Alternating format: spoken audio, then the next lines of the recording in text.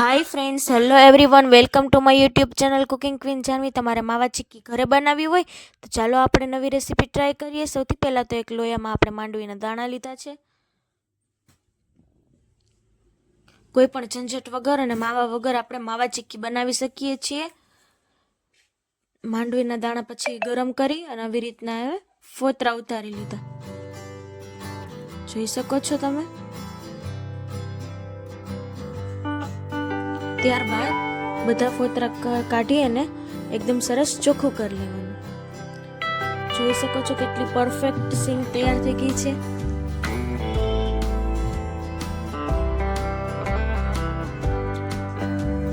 જો વિડીયો ગમે તો લાઈક, કમેન્ટ, શેર અને અમારી ચેનલને સબસ્ક્રાઈબ પણ કરી નાખજો. હવે આપણે મિક્સર જારમાં 2 રાઉન્ડ મારી દઈશું.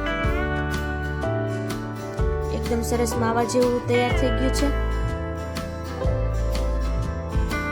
એકદમ ભૂકો સરસ તૈયાર થઈ ગયો છે. હવે આપણે એક બકડિયામાં ગોળ એડ કરશું.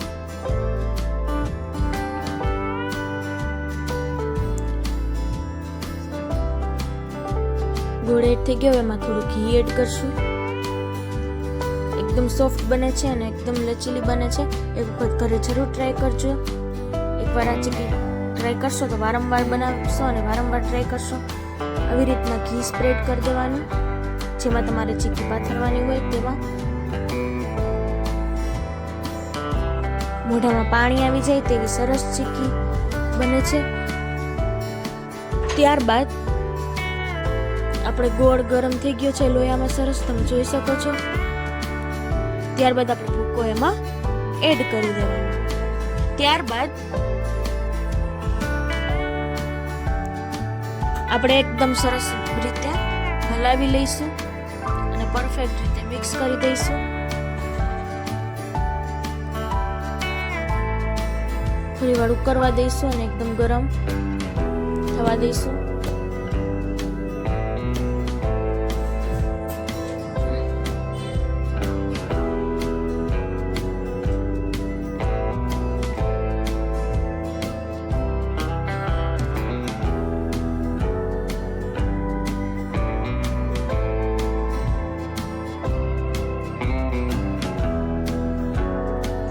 હવે આપણે આમાં બેટરને એડ કરી દઈશું.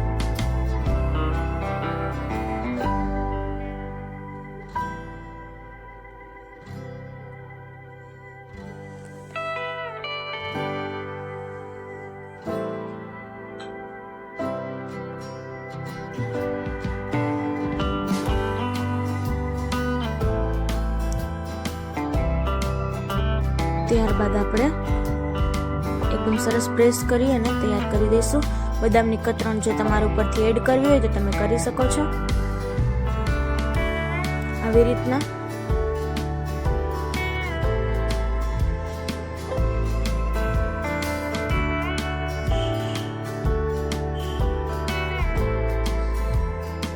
બધું ફરીથી એકવાર લીસું કરી નાખવાનું.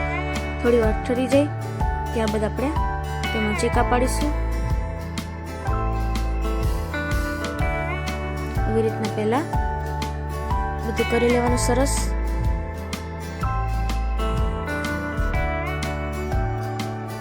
હવે આપણે ચીકા પાડીશું.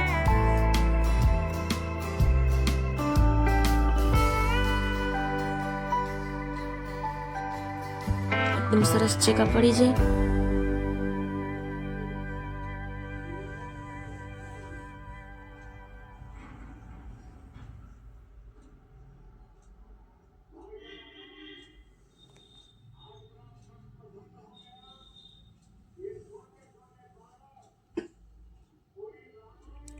ત્યારબાદ જો તમે એકદમ સરસ ચીક્કી તૈયાર થઈ ગઈ છે.